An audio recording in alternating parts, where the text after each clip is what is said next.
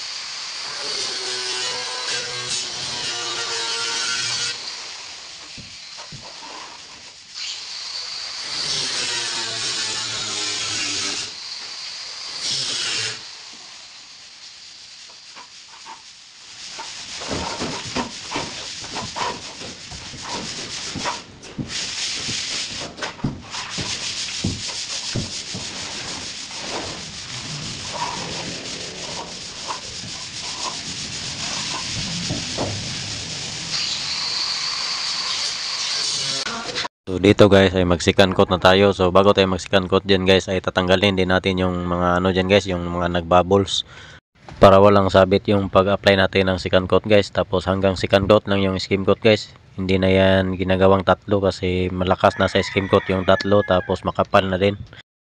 Tapos papakinisin na talaga yung pag-apply ng second coat guys para hindi na mahirap lihain.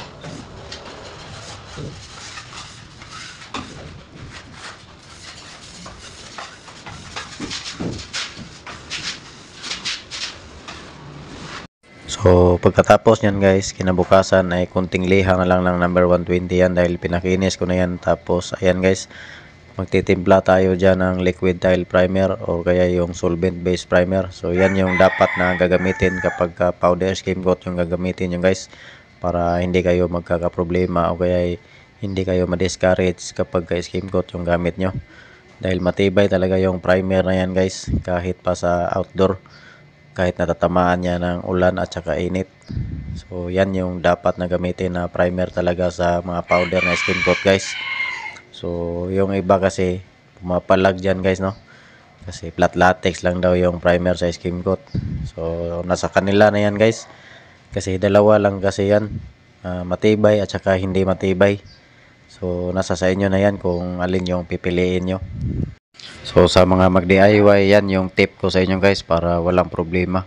Mas magaling pa kayo doon sa sa mga gumagamit ng flat latex na pumapalag sa solvent based primer yung gagamitin sa skim coat.